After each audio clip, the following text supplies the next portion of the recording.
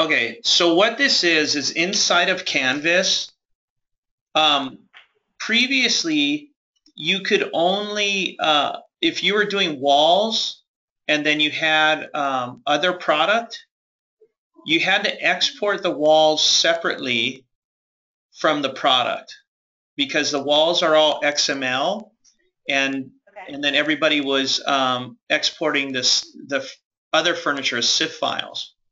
So now we worked with Haworth on this, and what you can do is you can export everything as a OFDA XML.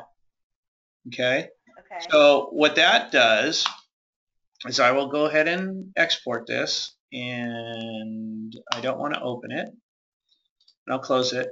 But what it does is now I have one file, which is where's my, here. So this is what it's named. So this is my one file that has walls and furniture in it. So I'm going to pull up a sample project I have here and go to my bill of materials. So what happens now is when I go to import this, I'll just let me do show you my auto parts. So when I go to import this, I'm actually importing a Canvas XML OFDA XML. And I will browse for that, which is on my desktop, which is this guy. And I validate it. So this is going to take just a minute here. There's a lot of parts on this, but so yeah, previously you had to do it both separately. So now you don't have to. And even if you have other manufactured parts on the file, it will export all the other manufactured parts as well. Okay, so yeah, so what it did is, oops, I didn't mean to do that. Only added two of those. What it did is it created, here's my tags. So these are all my tag names. And it brought in everything on this. So I have, there's my chair. In fact, this is a KI chair, so it's a different manufacturer. Here's all my walls. And inside here, I also have, I think, some other product. But it brings in all the options, too. So all the wall options.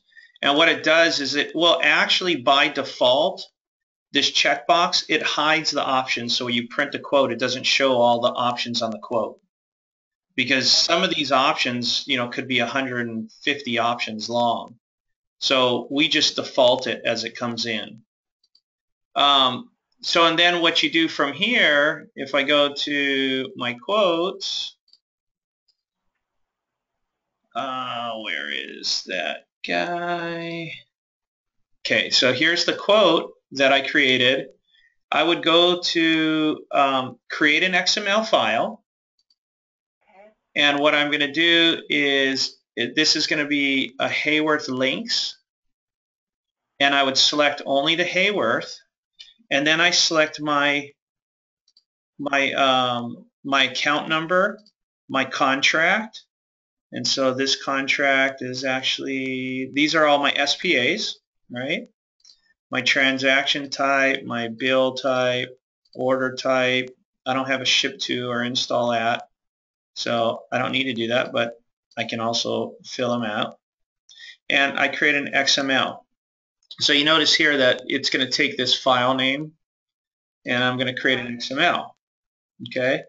So then from here is I just go into links, and where's my links? And I log in, and I go to create a quote, and I browse for this, and this is going to be in my eManage XML. Hey, right over here. I got this preview on. Get that preview off. eManage XML exports, and did I grab the right one? I have another one. Why am I preview? You know, I changed my screen resolution so it's so small now. Okay, where am I? Oh, here we go. So here's my export, and I grab that, and I'm replacing the headers and everything. And then at this point, I just hit submit. Now, if you notice, oh, sorry, I need to import the file. And so this is uploading an XML file. Now, typically what the designers have to do is they have to go in and fill out the business partner, but I don't have to because it's coming from eManage, so it already fills it out. I don't have to fill out any of the header information. I don't have to fill out the SPA. I don't have to fill out the project number. I don't have to fill out the project name. It does that all automatically. So all I do is hit submit and done.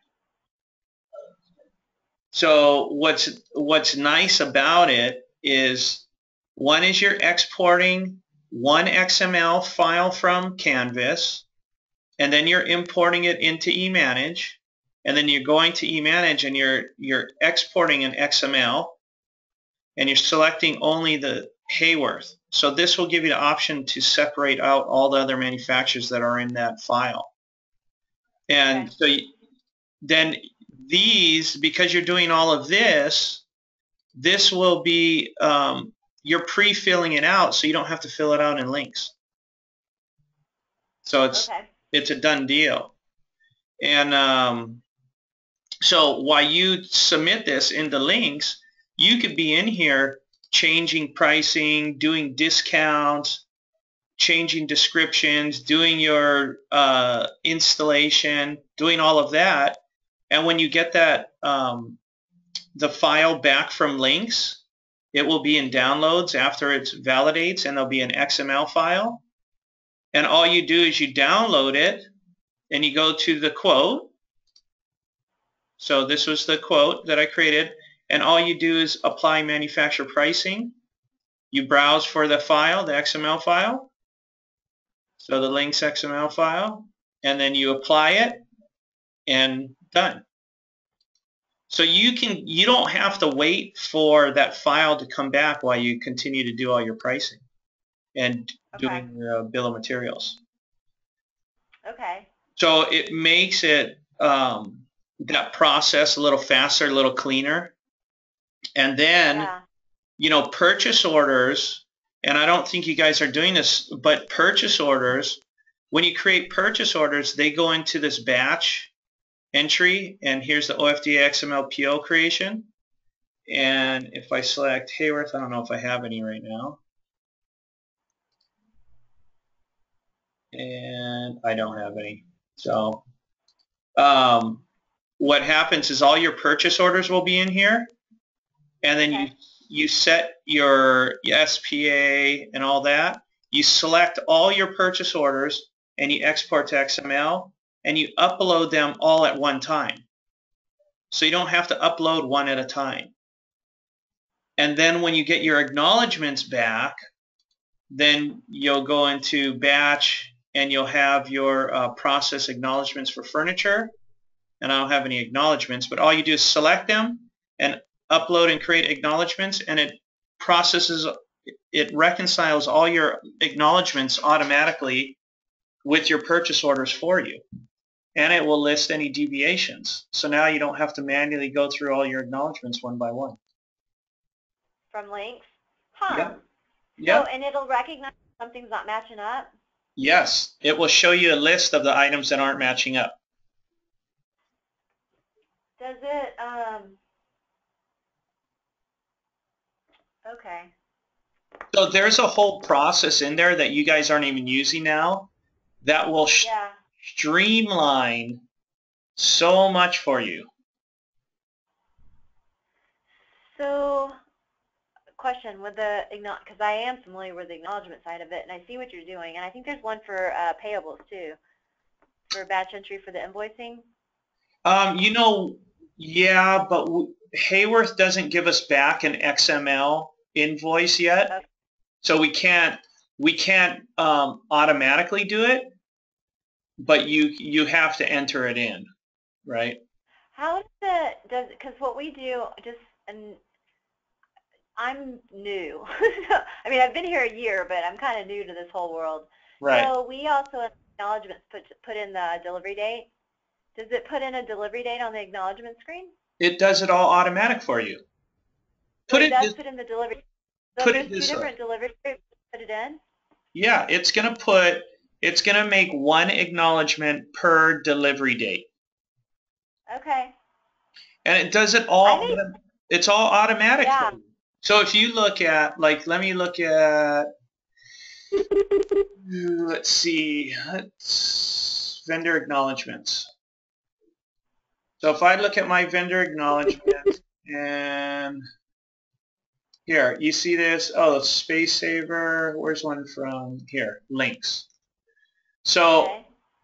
this automatically came in, it validated through Lynx. Oh, wait, I grabbed the wrong one. Not that one. Let me grab, what is this one? Oh yeah, here. Okay. So modules, acknowledgements and costing. So when I imported it in, it automatically created this acknowledgement. We didn't do anything. Okay. It It does date. yeah, it reconciled it. Okay. So it put into And then, acknowledged price. So do I have any discrepancies here? So yeah, there's a discrepancy somewhere. So you see how this is 16,905.49 and the acknowledged yeah. price was 16,909.54. Now Yeah. Does it flag? How does it show you what the difference is? it will pop up a grid of all the items that are different. Okay. So look, this one is 643, but it actually came in as 647. Yep, I see it. Now, does that matter? Really? Not enough. So we don't care. If it was $100 difference or maybe even 50, then maybe we'll say something. Because mainly from Haworth, what we're finding with the acknowledgments, and there's probably you guys did a video on the acknowledgments trading too, didn't you? Yeah. If you can forward me that link, that'd be great. Mainly the issue with the acknowledgments isn't the PO not matching, like the pricing not matching. What we're more running into problems with our acknowledgments is the delivery dates and trying to improve delivery dates. So that's what we'd still have to go into the orders to see how would we know, is there a summarized version as to because if it's happening automatically, we're just going to see those delivery, it's just going to automatically acknowledge with the delivery dates being managed, but we're not actually going to look at it to know if the delivery date's matching our requested date, or does it map against the date? Yeah, so what you do is here's your acknowledged date, right? So you can go into vendor acknowledgements and you can look at all these. Now, here, wait, let me see if I have requested.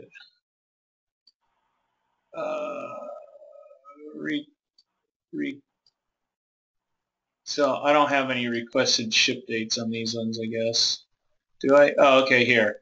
So I have a requested of that. I don't know why that's there, but it actually was that. Okay. Requested ship? Is that right? I think on the order entry screen it is called requested ship date. Yeah. And on the PO screen, yeah, it is. It's requested ship. It's on the PO Yeah, module and the here's order requested install. I don't know why Okay, so it's so different. there. That's part of why, like, we're doing ours, is to follow up on delivery groups.